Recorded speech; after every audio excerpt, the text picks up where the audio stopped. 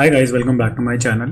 तो automation testing interview questions की इस पार्ट 4 की वीडियो में आपका स्वागत है।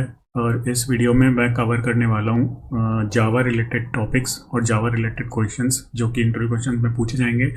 ये एक ऐसे क्वेश्चंस हैं गाइस जो कि आपकी फाउंडेशन है और आपको पता होना चाहिए कि आप जब जावा सीख रहे हो तो ये कुछ फंडामेंटल्स भी हैं जावा के, राइट। इससे आपको क्लियर भी हो जाएंगे और बहुत हेल्प होगी आपको इंटरव्यू में और इवन ऑटोमेशन टेस्टिंग को इम्प्लीमेंट करने में। तो चलिए वीडियो को स्टार्ट करते हैं और टॉप देखते हैं आगे top questions asked in Java interview. तो व्हाट इज जावा, ठीक है। पहले तो आपसे ये क्वेश्चन पूछ सकते हैं। तो Java is a high level object oriented programming language used to create applications. Simple, it's design to be easy to read and write and it can run on just about any device. तो ये सबसे बड़ा advantage है जावा का कि जावा एक object oriented programming language है, oops concept पे जो बेस्ड है, राइट। और जो कि किसी भी डिवाइस में जा सकती है, रन कर सकती है। तो उसको आप जावा को यूज़ करते हो ऑटोमेशन टेस्टिंग में, एप्लीकेशंस को क्रिएट करने में एंड सो ऑन। और हाई लेवल का मतलब हुआ कि इजी टू अंडरस्टैंड, ठीक है। सिंपल सी डेफिनेशन है, ठीक है। How does Java code works. Okay, आपने जावा तो पता है आपको, क्या आपको पता लग गया जावा क्या है और आपने जावा कोड चलो लिख भी लिया। अब वो काम कैसे करता है कोड, राइट, वो थोड़ा हम समझेंगे। So when code is written in Java, जो भी आप जावा कोड लिखते हो, फिर एक कंपाइलर जो होता है वो कंपाइल करता है, जिसका मतलब है कन्वर्ट करता है उस कोड को और कन्वर्ट करता है किसमें, something known as byte code. तो जब आप लेट से आपने नोट पैड में कोई जावा कोड लिखा हेलो वर्ल्ड का, लेट से, इतना तो आपको खैर पता लग गया होगा है ना कि प्रिंट अगर आपको एक मैसेज प्रिंट कराना है तो एक हेलो वर्ल्ड जैसे मैसेज प्रिंट कराना है, ठीक है। उसका कोड छोटा सा लिखा, उसको आप जब सेव करोगे, राइट, तो या फिर आप कह सकते हो चलो आपने वो कोड लिखा अपने एक्लिप्स में और जब आप उसको रन करोगे तो वो कंपाइलर जो होगा विद इन एक्लिप्स, ठीक है, विद इन जावा, वो उसको कन्वर्ट करेगा एक फाइल, जो भी आपका फाइल नेम है, डॉट क्लास एक्सटेंशन में। तो उसको जो फाइल डॉट क्लास बनेगी, जो फाइल बनेगी, उसी को बाइट कोड बोलते हैं हम, ठीक है। तो उसको बाइट कोड में कन्वर्ट करेगा और कन्वर्ट करने के बाद this byte code is executed by the JVM, जो कि हम कहते हैं जावा वर्चुअल मशीन, किसी भी डिवाइस में। तो अगर आपके कंप्यूटर या लैपटॉप या जिसमें आप काम कर रहे हो डिवाइस में जेवीएम इंस्टॉल्ड है, जिसे हम कहते हैं जावा वर्चुअल मशीन, तो वो कन्वर्ट कर देगा उस बाइट कोड को, बेसिकली एग्जीक्यूट कर देगा उस बाइट कोड को, ताकि आपका कोड रन हो, जो भी आपने कोड लॉजिक लिखा है। तो ये 2 स्टेप यहाँ पे मेजरली प्रोसेस होता है। जावा कोड लिखने के बाद कंपाइलर उसको कन्वर्ट करता है बाइट कोड में, जो कि डॉट क्लास एक्सटेंशन की फाइल होती है। वो फाइल को एग्जीक्यूट करता है जेवीएम, बेसिकली आपके एक्शंस को परफॉर्म करने के लिए। सिंपल, ठीक है। और वो किसी भी डिवाइस में हो सकता है और डिवाइस वही होगा जिसमें जेवीएम इंस्टॉल्ड होगी, जावा वर्चुअल मशीन, ठीक है। What are the key features of Java. Now Java is based on the principles of object oriented programming, जिसको मैंने बताया OOPs, which means it uses objects and classes to organize and structure the code. Simple. This helps in code reuse, scalability and ease of maintenance. ठीक है। कुछ features जैसे अब ये हो गए, प्लेटफॉर्म इंडिपेंडेंट है, तो अगर आपकी किसी भी डिवाइस में जेवीएम इंस्टॉल्ड है तो आप कोड को आराम से रन कर सकते हो किसी भी डिवाइस में, राइट। सिंपल है, इजी टू लर्न है। हाई लेवल का मतलब ये हो गया। सिक्योर है, इसमें इनबिल्ट सिक्योरिटी फीचर्स होते हैं जो कि बाहर की वल्नरेबिलिटीज़ को आने नहीं देते या फिर वल्नरेबिलिटीज़ को रोकते हैं कि कोई एप्लीकेशन वल्नरेबल हो जाए, तो वो सिक्योरिटी फीचर्स इनबिल्ट होते हैं जावा में। ये एक बहुत अच्छा फीचर है। हाई परफॉर्मेंस कोड आपका जैसे भी आप लिखोगे, कोशिश ये रहती है कि वो हाई परफॉर्मेंस के साथ रन करे और फिर उसके बाद फर्दर तो आप अपनी स्किल के साथ कितना उसको ऑप्टिमाइज़ करते हो कोड को, वो डिपेंड करता है। अदरवाइज कोड बहुत तेज़ चलेगा, परफॉर्मेंस बहुत हाई होगी, राइट। इसकी एग्जीक्यूटेबल जो रन टाइम होगा वो कम होगा काफ़ी। और रिच स्टैंडर्ड लाइब्रेरी का मतलब हो गया कि ये इनबिल्ट इसके पास फीचर्स होते हैं, कुछ पैकेजेस होते हैं, लाइब्रेरीज होती हैं जिसमें ये इनबिल्ट मेथड्स को, इनबिल्ट जो मेथड्स हैं वो प्रोवाइड करते हैं, जैसे कैलकुलेशन करना, सिक्योरिटी से रिलेटेड, ऑटोमेशन करना, है ना, कोई एप्लीकेशन बनाना, वो सारी फाइल्स और मेथड्स एक तरीके से आप मान लीजिए क्लासेस और मेथड्स, मेनली यहाँ पे क्लासेस और मेथड्स वो यहाँ पे आपको ऑलरेडी मिलती हैं जावा के अंदर। तो एक बहुत बड़ा यहाँ पे फीचर है। तो ये कुछ की फीचर्स हैं, हमने समझे जावा कोड कैसे काम करता है और जावा क्या है, ये हमने यहाँ पे एक तरीके से समझा। Okay, next, what is a class and an object. ये भी बहुत फेमस इंटरव्यू क्वेश्चन है जावा में कि बेसिक फाउंडेशन आपको पता होनी चाहिए कि भाई क्लास क्या होता है, जावा क्या होती है, सॉरी क्लास क्या होता है, ऑब्जेक्ट क्या होता है। तो क्लास क्या होता है guys, a blueprint for creating objects, defining properties and behaviours. Simple सी बात है। तो जब आप कोई कोड लिखते हो तो एक तरीके से आप समझ लो कि आप जब लॉजिक बिल्ड करते हो, आप सोचते हो कि अच्छा कोड हम कैसे लिखेंगे, किसके बारे में लिखेंगे, क्या करेंगे, तो आप एक पेज पे लिखते हो। वो पेज कुछ नहीं है, क्लास है। तो जैसे आपको एक घर बनाना है, ठीक है ना, तो आप एक उसका ब्लूप्रिंट चार्ट बनाओगे। चार्ट में आप लिखोगे कि ओके कहाँ पे उसकी रूम्स होने चाहिए, कहाँ पे टॉयलेट होगा, कहाँ पे उसकी हॉल बनेगा, एंट्रेंस कहाँ से होगी, राइट। तो वो जो पेपर में आपने लिखा वो ब्लूप्रिंट हो गया, राइट। ऐसी क्लास होती है, वो पेपर हो गया। वहाँ पे आप ब्लूप्रिंट अपना लिखोगे, जो कि कुछ नहीं है, डिज़ाइन है, बेसिकली हमारा कोड है, ठीक है। और ऑब्जेक्ट क्या है? An instance of a class containing state and behaviour defined by the class. तो आपको अगर मान लीजिए वो रूम्स का एक्सेस करना है, ठीक है ना, तो आपके पास वो चाबी होनी चाहिए, करेक्ट।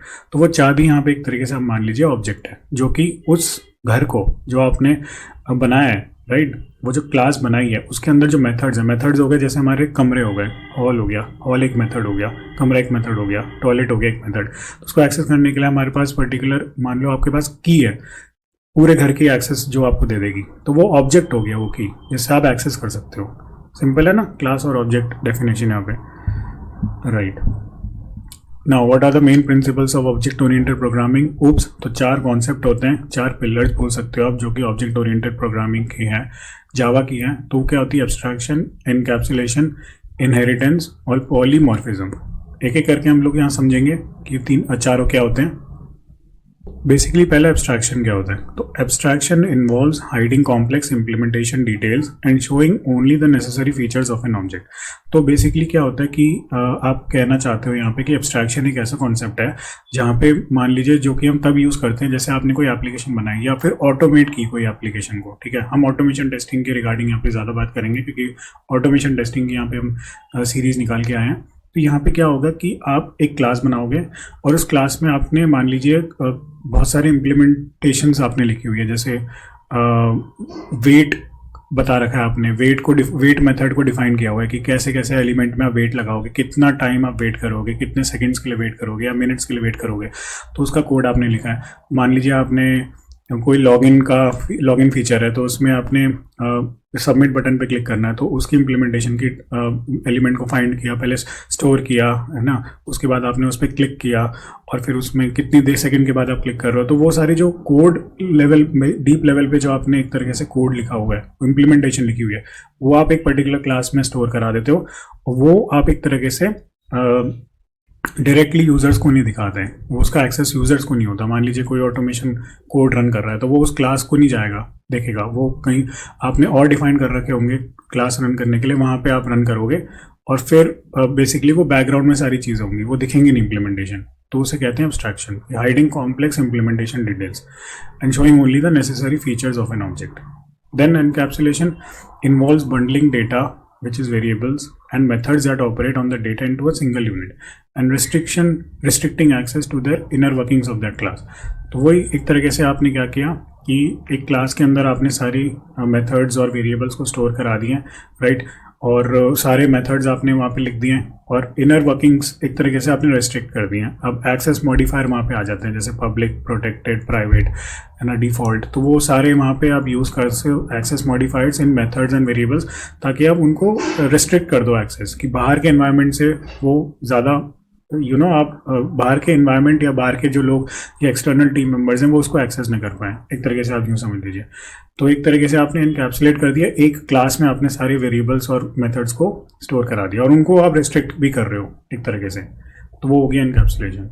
देन आ गया inheritance, allows one class which is a subclass to inherit properties and methods from another class which is a superclass।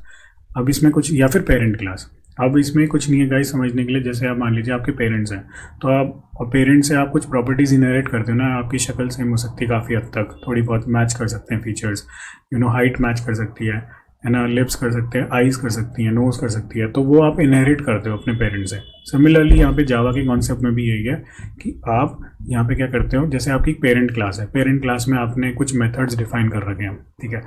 अब आप चाहते हो, आपने एक और क्लास बनाई, आप उनको रीयूज़ करना चाहते हो उन मेथड्स को जो आपने पेरेंट क्लास में डिफाइन किए हैं, या वेरिएबल्स को रीयूज़ करना चाहते हो, तो आप वहाँ पे एक एक्सटेंड्स कीवर्ड्स यूज़ करके उस क्लास, चाइल्ड क्लास में बेसिकली एक्सटेंड्स कीवर्ड्स एक कीवर्ड होता है यूज़ करके, जो कि मैं आगे समझाऊंगा।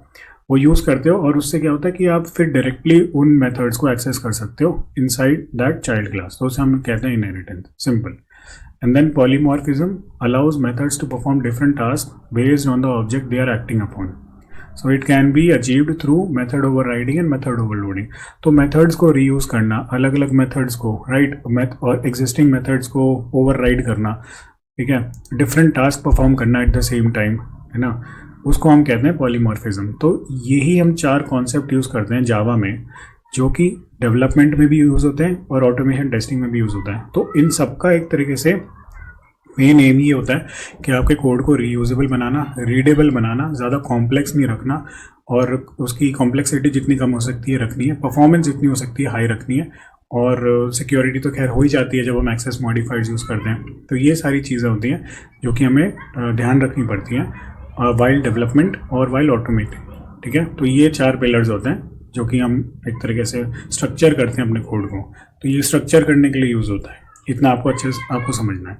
मैंने ऑलरेडी ये अपनी ऑटोमेशन टेस्टिंग की सीरीज़ जो मैंने निकाल रखी है, प्रोजेक्ट्स बना रखे हैं, उसमें से समझा रखे हैं कॉन्सेप्ट। आप वहाँ भी जाके देख सकते हो। मैं और भी वीडियोस बनाऊंगा जहाँ पे मैं डिटेलिंग में और अच्छे से भी समझाऊंगा, और इस वीडियो को ज़रूर अच्छे से समझें। और जो मैंने प्रैक्टिकल इम्प्लीमेंटेशन करके दिखा रखी है, वीडियोस बना रखी हैं, वो भी आप ज़रूर जाके देखें गाइस, ठीक है ना। वो बहुत इंपॉर्टेंट है, प्रैक्टिस बहुत इंपॉर्टेंट है। अदरवाइज़ ऊपर ऊपर से बोल देंगे तो चीज़ें इतनी समझ में नहीं आएंगी। बट हाँ, कॉन्सेप्ट अगर आप ये समझ जाते हैं और प्रैक्टिस करते हो तो आप लाइव देख लोगे कि ओके कैसे चीज़ें काम कर रही हैं, ठीक है ना। ये हो गए oops concept. Okay, what is the difference between a constructor and a method, ये भी काफ़ी ज़्यादा पूछा जाता है। तो कंस्ट्रक्टर क्या होता है, initializes a new object has the same name as the class and no return type. तो मैंने अपनी वीडियो में भी समझा रखा है, वन ऑफ द वीडियोस, की कंस्ट्रक्टर क्या होता है और क्यों हम यूज़ करते हैं, आप जाके देख सकते हो। कंस्ट्रक्टर्स एक तरीके से हम डिफाइन करते हैं इन पर्टिकुलर क्लासेस सो दैट हम इनहेरिट कर पाएँ ड्राइवर प्रॉपर्टीज़ को, और उस ड्राइवर प्रॉपर्टीज़ को एग्जिस्टिंग क्लास में हम लेके आएँ ताकि same instance of the driver पूरी हमारी ऑटोमेशन टेस्टिंग में रहे और हमारा कोड ब्रेक ना हो, वेब ब्राउज़र बंद ना हो। तो एक तरीके से कंस्ट्रक्टर वहाँ पे यूज़ करते हैं, आप जाके देख सकते हैं वीडियो में। यहाँ पे ऑटोमेशन टेस्टिंग के पर्पज से मैं ज़्यादा समझाऊंगा, ठीक है ना। और मेथड क्या होता है, डिफाइंस बिहेवियर और functionality, can have any name and return type. में तो मेथड तो सबको पता ही है, काफ़ी सिमिलर होती चीज़ें, बट बेसिकली कोई रिटर्न टाइप नहीं होता कंस्ट्रक्टर का। हमेशा इसका जो नाम होता है वो सेम होता है, जो कि क्लास का नाम होता है। और मेथड तो आपको पता है, वो फिर अंदर हम क्लास के डिफाइन करते हैं टू परफॉर्म वेरियस टास्क और क्रिएट फंक्शनैलिटीज़ इन डेवलपमेंट, ठीक है। Okay, what is the purpose of main method in Java? The main method is the entry point for any standalone Java application. It has a signature, public static void main string args। तो ये तो आपने बहुत जगह देखा होगा, जब आपने जावा सीखी भी होगी तो भी आपने देखा होगा। तो मान लीजिए कि आप कोई ऑटोमेशन टेस्टिंग नहीं कर रहे हो, या फिर आप कोई बिल्ड टूल जैसे मेवन यूज़ नहीं कर रहे हो, या फिर कोई डेवलपमेंट नहीं कर रहे हो, तो वहाँ पे अगर आपको अपने छोटा से छोटा कोड चलाना है, जैसे कोई कैलकुलेटर बनाना है, कोई मैसेज आउटपुट प्रिंट कराना है, कुछ भी करना है, आपको टेस्ट करना है, तो उसके लिए आप यहाँ पे पब्लिक स्टैटिक वॉइड मेन लिख सकते हो, राइट। और उसी इस मेन मेथड के अंदर आप अपने सारे मेथड्स लिख सकते हो जो कि डायरेक्टली रन हो जाएंगे बिना किसी और एक्सटर्नल प्लगइन और किसी चीज़ के, ठीक है ना। तो जावा होना चाहिए, ठीक है, JVM इंस्टॉल्ड होना चाहिए, जावा चलना चाहिए, और ये मेथड आप यूज़ करते हो किसी भी छोटे से छोटी फीचर को चलाने के लिए। बस इसका मेन मतलब यहाँ हो गया। तो it is the main method is the entry point for any standalone Java application. बस now what is the difference between equals to and equals. तो ये कंपेयर करता है, कंपेयर्स द रेफरेंस और मेमोरी लोकेशन ऑफ ऑब्जेक्ट्स, ठीक है। और equals compare करता है जो एक्चुअल कंटेंट है किसी भी दो वेरिएबल्स। मान लीजिए एक वेरिएबल है, आपने किसी वेरिएबल में कोई वैल्यू स्टोर कराई, ऑटोमेट की एप्लीकेशन कोई मैसेज स्टोर कराया उसमें। अब आप चाहते हो कि उसको आपने किसी और वेरिएबल में आपने कोई और मेथड स्टोर किया है, तो आप वैलिडेट करना चाहते हो कि जो भाई यहाँ पे जो मुझे ऑटोमेशन टेस्टिंग से जो वेब पेज से स्टोर होकर वैल्यू मिली है, क्या वो इस वैल्यू से मैच कर रही है कि नहीं। वहाँ पे हम इक्वल्स यूज़ करते हैं। और इक्वल टू आप अपने जैसे लूप्स वगैरह में यूज़ करते हो मेमोरी एलोकेट कंपेयर करने के लिए कि मेमोरी एलोकेशन इन ऑब्जेक्ट्स क्या है, ठीक है ना। तो उसके रेफरेंस के लिए हम इक्वल्स यूज़ करते हैं, ठीक है। Now what is exception handling in Java. ये भी सिंपल है। Exception handling is a mechanism to handle run time errors allowing the program to run smoothly without crashing. So जब भी आपकी कोई आपने कोड लिखा कहीं पे, आप एक्सपेक्ट कर रहे हो कि भाई कोई एरर आएगा, उस एरर को आपको दिखाना है कि ये एरर है, उसके बाद भी आपका कोड चलना चाहिए। तो वहाँ पे हम लोग एक्सेप्शन हैंडलिंग का यूज़ करते हैं. So it uses try, catch, finally and throws keywords. Simple. ठीक है ना. तो आपको अपना कोड चलाना है, रोकना नहीं है अपने कोड को, चलते रहने देना चाहिए कोड. और आपको जो भी एरर्स आ रहे हैं, एक्सेप्शन आ रही है, वो आपको कैप्चर करनी है, दिखानी है और आगे बढ़नी है. तो वहाँ पे आप ये कीवर्ड्स यूज़ करते हो और वहाँ कॉन्सेप्ट आता है एक्सेप्शन हैंडलिंग का. Okay. So what are access modifiers in Java. ये भी बहुत सिंपल कॉन्सेप्ट है और बहुत पूछा जाता है इंटरव्यू क्वेश्चंस में. ऑटोमेशन टेस्टिंग में भी अगर आप जाओगे जावा के इंटरव्यू के लिए तो वहाँ पे भी आपसे ज़रूर पूछेंगे. So access modifiers define the visibility of classes, methods and variables. ठीक है. तो आप मेथड्स, क्लासेस और वेरिएबल्स को कितना एक्सेस करवाना चाहते हो एक्सटर्नल एनवायरनमेंट से. आप उसको एकदम छुपा के रखना चाहते हो, लिमिटेड एक्सेस देना चाहते हो इन मेथड्स को बाहर, क्लासेस को या वेरिएबल्स को, वो एक्सेस मॉडिफायर्स हम डिफाइन करते हैं. सिंपल. ठीक है. 4 टाइप के एक्सेस मॉडिफायर्स होते हैं. पहला होगा public. A public method can be called from any other class. ठीक है ना. Simple definition. और उसके बाद मैंने एक एग्जाम्पल दिया आपकी ईजी टू अंडरस्टैंड के लिए, अंडरस्टैंडिंग के लिए. ठीक है. तो पब्लिक क्या होगा, कोई क्लास, मेथड या वेरिएबल अगर आप पब्लिक कर देते हो. So public method can be called from any other class. तो अगर वो मेथड पब्लिक है तो वो किसी एक्सटर्नल क्लास में, चाहे वो सेम पैकेज में प्रेजेंट हो या डिफरेंट पैकेज में प्रेजेंट हो, वो कोई भी एक्सेस कर सकता है. फॉर एग्जाम्पल अगर मैं दूँ तो public park that everyone can visit. ठीक है ना. तो एक मेथड आपका पार्क हो गया और कोई भी उसको एक्सेस कर पा रहा है, पब्लिक पार्क है ना, पब्लिक पार्क को. तो वहाँ पे ये चीज़ हो गई आपकी पब्लिक मेथड्स या public access modifier, classes, variables में जो हम यूज़ करते हैं. नेक्स्ट आता है private. A private method can only be called within that class. ठीक है. तो एग्जाम्पल मैं दूँ तो a private room in your house that only you have the key to. ठीक है ना. तो वो जैसे ही आप किसी मेथड, क्लास, वेरिएबल को प्राइवेट कर देते हो तो फिर वो सिर्फ उसी क्लास के अंदर जो मेथड्स होंगे या फिर जो वेरिएबल्स होंगे या फिर जो आप इंटरेक्ट करोगे उस क्लास के अंदर ही आप उस मेथड को या क्लास वेरिएबल्स को उसी विद इन दैट क्लास ही एक्सेस कर पाओगे. कोई बाहर की क्लास उसको, मेथड्स को या किसी वेरिएबल्स को एक्सेस नहीं कर पाएगी. Simple. Now protected. A protected method can be called from classes within the same package and by subclasses present in other packages. Example, a family recipe that's shared with immediate family members and relatives. ठीक है ना. तो protected का मतलब है कि जैसे मान लो आप अपने लोग, सिर्फ अपने लोग ही उसको एक्सेस कर पा लें. ठीक है ना. जैसे हमारी फैमिली हो गई या फिर आपके अच्छे रिलेटिव्स हो गए, वो ही उसको एक्सेस कर पाएंगे. ठीक है. तो यहाँ पे जैसे कि अगर आपने किसी क्लास के अंदर मेथड को प्रोटेक्टेड कर दिया है, लेट से यहाँ पे मैंने मेथड लिखा है, वो वेरिएबल्स के लिए भी आप लिख जा सकते हो, तो यहाँ पे समझाने के लिए मैंने लिख दिया. तो अगर प्रोटेक्टेड मेथड है तो उस क्लास के अंदर तो आप उसको मेथड्स को एक्सेस कर सकते हो. ठीक है. बट अदर क्लासेस से भी एक्सेस कर सकते हो जो कि उस पैकेज के अंदर हैं, मतलब सेम पैकेज के अंदर हैं. तो यहाँ पे जैसे रिलेटिव्स हो गए, सॉरी अपने रियल भाई बहन हो गए, लेट से सेम पैकेज में है ना, सेम पेरेंट के अंदर जो आ रहे हैं. एंड सब क्लासेस मतलब रिलेटिव्स हो गए जो कि अच्छे हैं, प्रेजेंट इन अदर पैकेजेस. तो यहाँ पे ये कॉन्सेप्ट आता है प्रोटेक्टेड का. अब आते हैं last, default. Default method can only be called from classes with in the same package. तो यहाँ पे सेम पैकेज के साथ अदर सब क्लासेस भी होती, ये यूज़ कर सकती थी उसको, बट यहाँ पे सिर्फ अपने सेम पैकेज. मतलब जैसे एग्जांपल है society garden that only residents can access. ठीक है ना. तो जो सेम सोसाइटी के अंदर रहते हैं वही उसको एक्सेस कर पाएंगे. यहाँ पे जैसे सेम पैकेज के अंदर जो भी क्लासेस हैं वो क्लासेस के अंदर के ऑब्जेक्ट्स उस डिफ़ॉल्ट मेथड को यूज़ करते हैं. तो एग्जांपल के साथ आई होप आपको ये 4 एक्सेस मॉडिफायर भी समझ में आ गए होंगे. जितना इजी हो सकता है मैं आपको यहाँ प्रेजेंट करके दिखा रहा हूँ गाइज, ताकि आपको समझ में आए. ठीक है ना. और प्रैक्टिस ज़रूर करें, इम्प्लीमेंटेशन ज़रूर करें. ठीक है ना.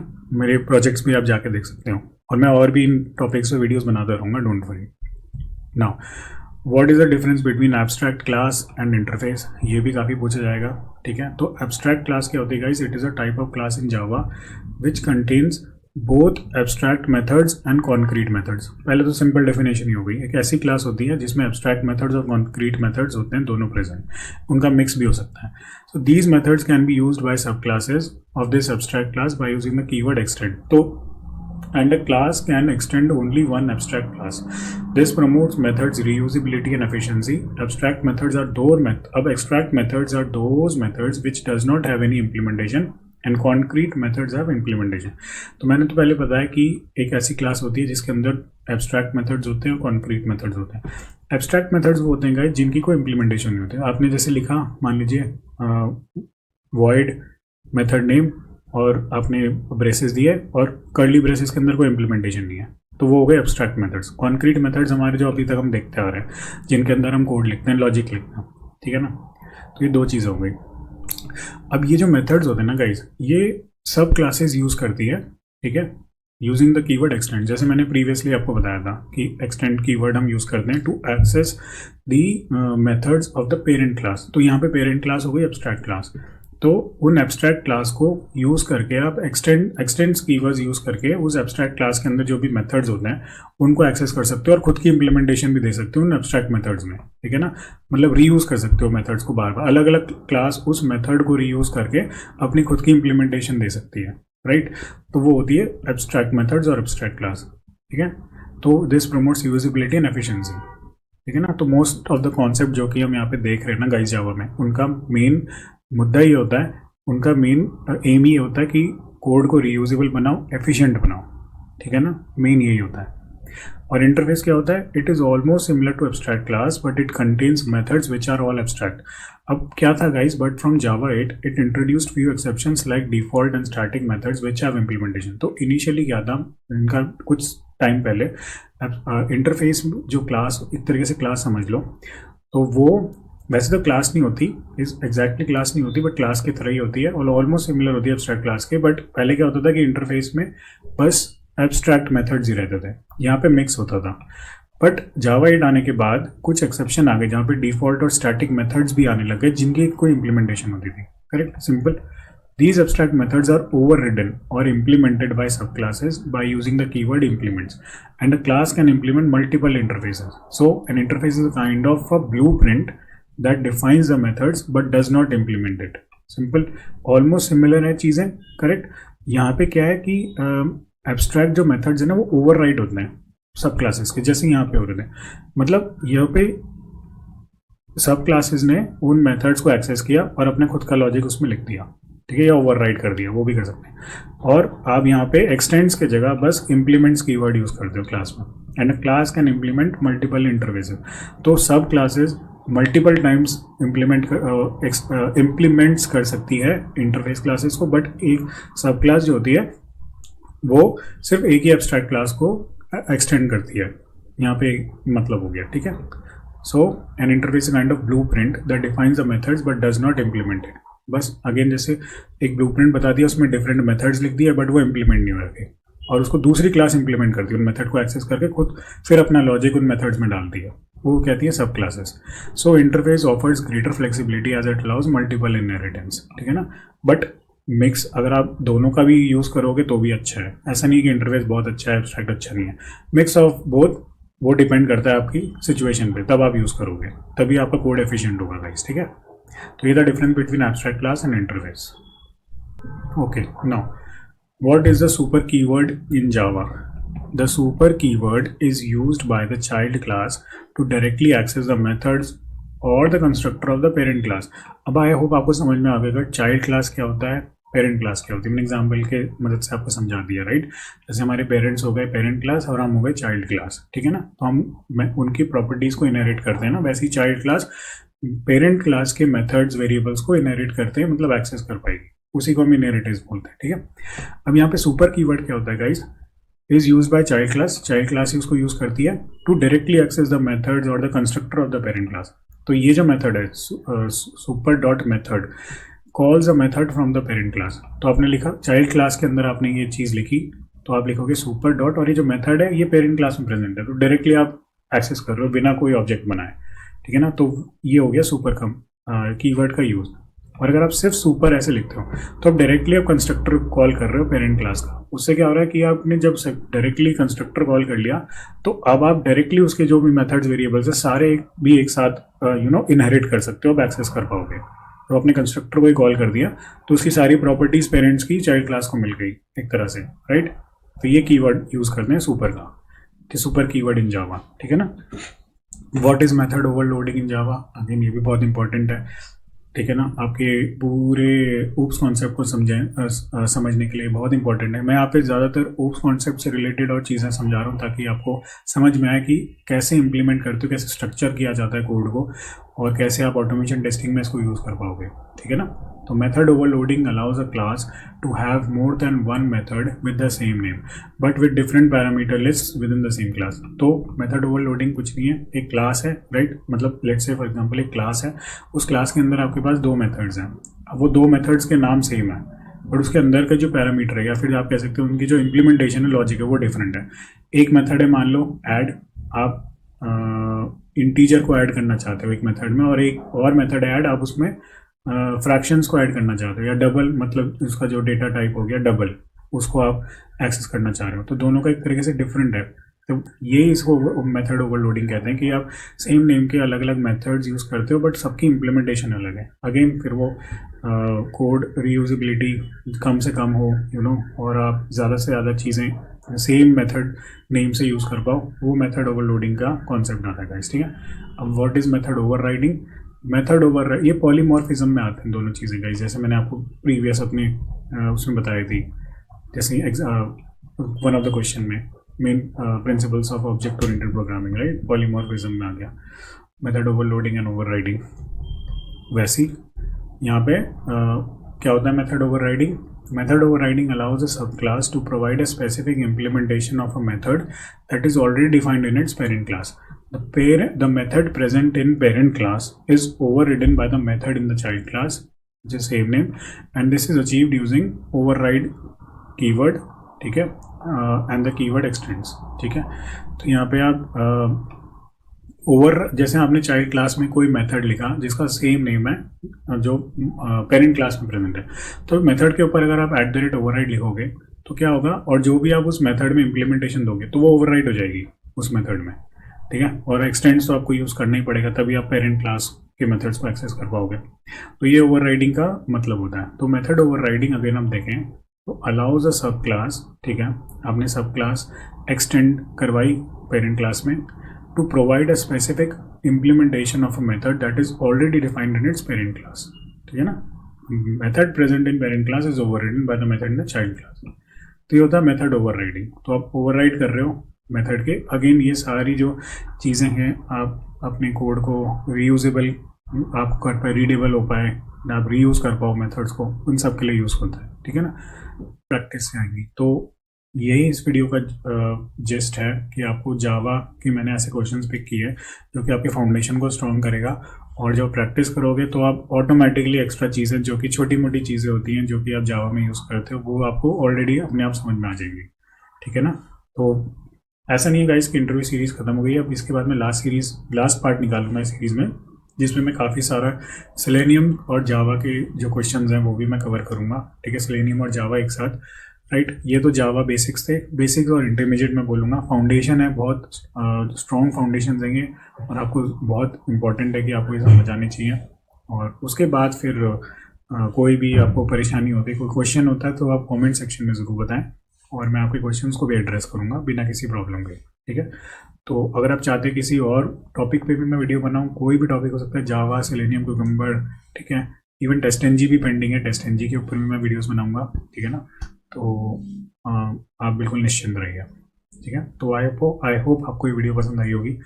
अगर वीडियो पसंद आई तो प्लीज़ इसे लाइक करें, कमेंट करके ज़रूर फीडबैक दें, राइट, और चैनल को ज़रूर सब्सक्राइब करें। मैं ऐसी शॉर्ट्स और वीडियोस भी लाता रहूँगा फ्यूचर में। प्रैक्टिस करते रहेंगे, नए कॉन्सेप्ट भी सीखेंगे। ठीक है, और डे टू डे लाइफ में कैसे क्यूएस को ग्रो करना चाहिए वो भी हम ज़रूर देखेंगे। वो मैं बीच बीच में बताते रहता हूँ वीडियोज़ में, और उसकी सेपरेट वीडियोज़ भी मैं बनाऊँगा गाइस। ठीक है, तो thank you so much for watching, take care and bye bye.